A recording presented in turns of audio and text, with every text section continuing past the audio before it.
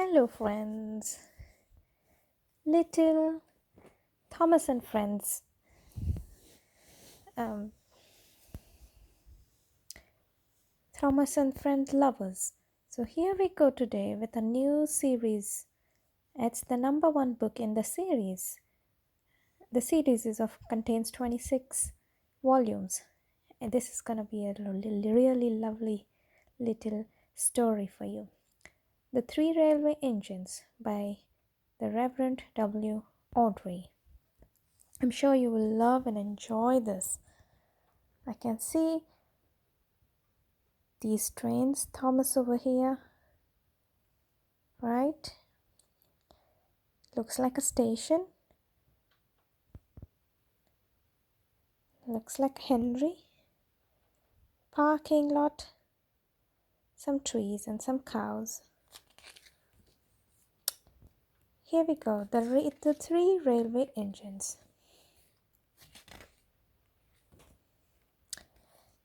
Edward's Day Out. Once upon a time, there was a little engine called Edward. He lived in a shed with 5 other engines. They were all bigger than Edward, and boasted about it. The driver won't choose you again, they said. He wants big, strong engines like us. Edward had not been out for a long time. He began to feel really sad. There was little Edward, feeling really sad. And all the other bigger engines were boasting about their own strengths. Just when the driver and fireman came along to start work, the driver looked at Edward. "Why are you sad?" he asked. "Would you like to come out today?" "Yes, please," said Edward. So the fireman lit the fire and made a nice lot of steam.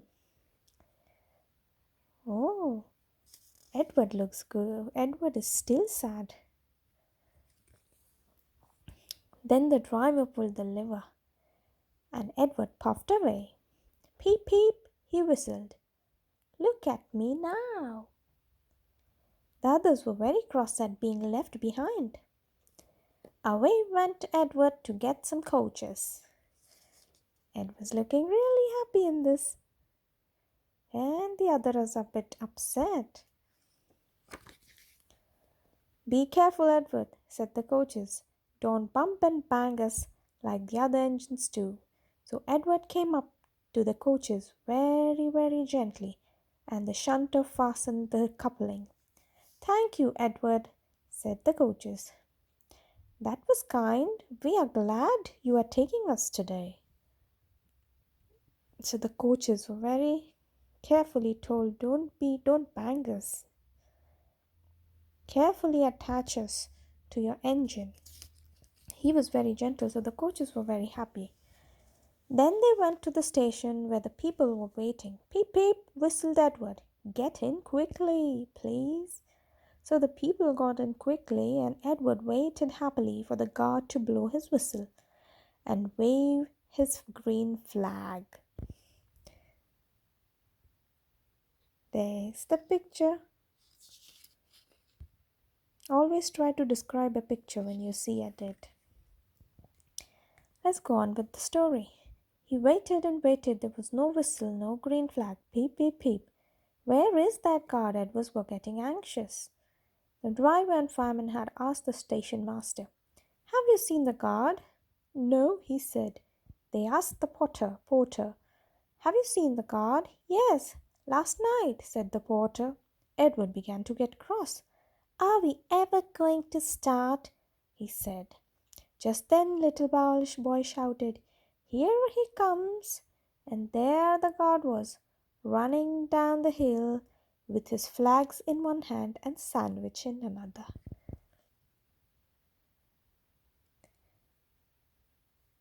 I hope everyone can make out the guard. There is a little boy, and this is another station master looking for him. He ran onto the platform, blew his whistle, and jumped into his van. Edward puffed off. He did have a happy day. All the children ran to wave as he went past, and he met old friends at all the stations. He worked so hard that the driver promised to take him out again next day. I'm going out again, he told the other engines. That night in the shed. What do you think of that? But he didn't hear what they thought, for he was so tired and happy that he fell asleep at once. Happy little Edward. Edward and Gordon. One of the engines in Edward's shed was Gordon. He was very big and very proud. You watch me this afternoon, little Edward, he boasted, as he rushed through with the express. That will be a splendid sight for you. Just then his driver pulled the lever. Goodbye, little Edward, said Gordon as he puffed away. Look out for me this afternoon. That's Edward and Gordon talking about their day. Edward went off to do some shunting. Edward liked shunting. It was fun playing with the trucks. He would come up quietly and give a pull. Oh, oh, oh, oh, oh, screamed the trucks. Whatever is happening?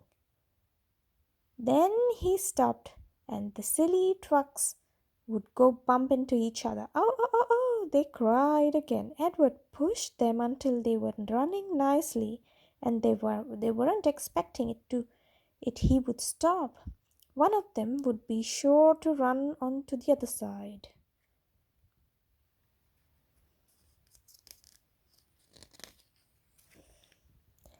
Edward played till there was no more trucks. Then he stopped to rest. Presently he heard a whistle. Gordon came puffing along very slowly and very crossly. Instead of shining coaches, he was pulling a lot of dirty coal trucks. A good train, a good strain, a good strain, he grumbled. The shame of it, the shame of it, the shame of it.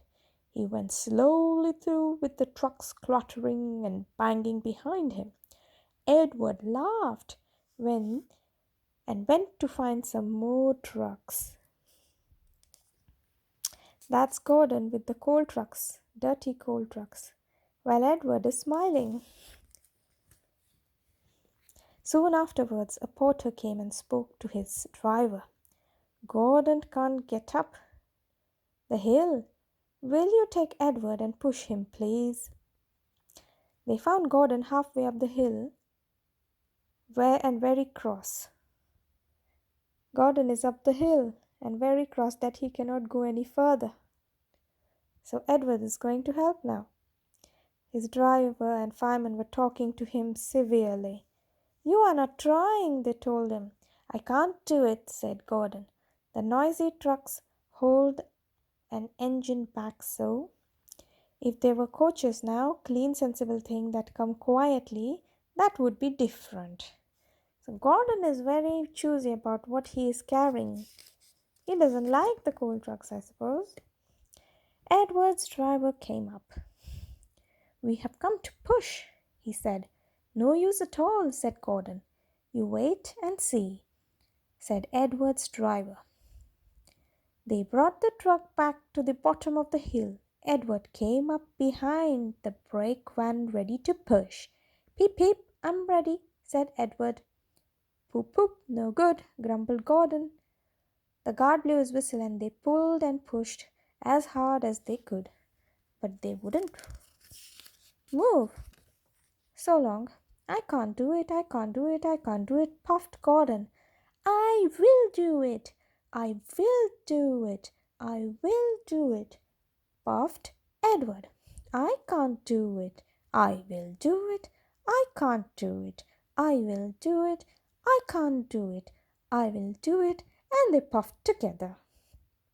Edward pushed and puffed and puffed and pushed as hard as ever he could, and almost before he realized it, Gordon found himself at the top of the hill. Amazing! So when both of them put an effort together, they are successful. It's a good team.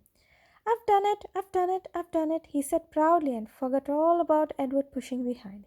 He didn't wait to say thank you, but ran on so fast that he passed two stations before his driver could make him stop. Edward had pushed so hard that when he got to the top, he was out of breath. Gordon ran on so fast that Edward was left behind. Poor little Edward is left behind, and the coaches are going faster and faster with Gordon. The guard waved and waved, but Edward couldn't catch up. He ran on to the next station, and there the driver and fireman said they were very pleased with him. The fireman gave him a nice long drink of water, and the driver said, I will get out my paint tomorrow and give you a beautiful new coat of blue with red stripes. Then you will be smartest engine in the shed. That made Edward very happy. That's the water tank.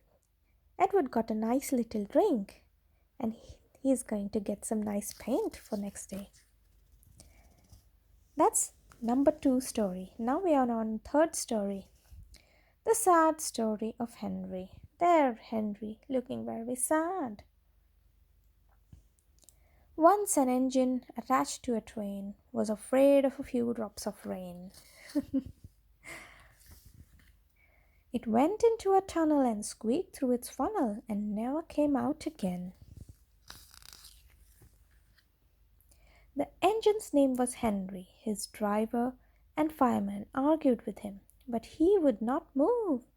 The rain will spoil my lovely green paint and red stripes, he said. The guard blew his whistle till he had no more breath, and waved his flag till his arms ached. But Henry still stayed in the tunnel and blew steam at him. I'm not going to spoil my lovely green paint and red stripes for you, he said rudely. Henry doesn't want to come out of the tunnel because it's raining. The passengers came and argued too, but Henry would not move. The fat director who was on the train told the guard to get a rope. We will pull you out, he said. But Henry only blew steam at him and made him wet. They hooked the rope and pulled him. Except for the fat director. My doctor has forbidden me to pull, he said. They pulled and pulled and pulled, but still Henry stayed in the tunnel. Then they tried pushing the other end.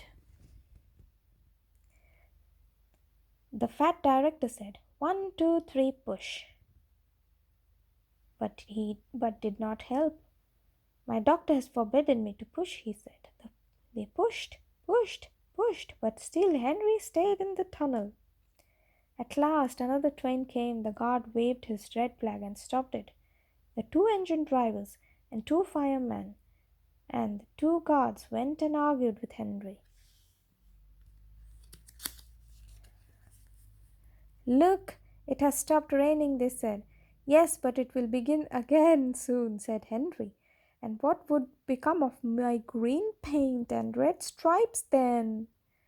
So they brought the other engine up and pushed and puffed and puffed and puffed and pushed and pushed and puffed as hard as ever it could be, but still Henry stayed in the tunnel.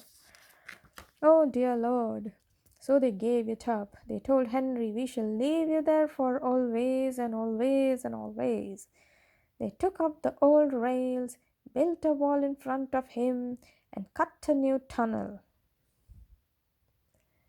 Dear me! Poor little Henry, he wants to stay in there. Now Henry can't get out, and he watches the rain rushing through the new tunnel. He's very sad because no one will ever see his lovely green paint and red stripes again. But I think he deserved it, don't you? What do you think, dear friends? All right. Tomorrow I will get back to you in another session with these stories about Edward, Gordon, and Henry. I hope you can't wait. I think there will be something interesting happening tomorrow. See you tomorrow.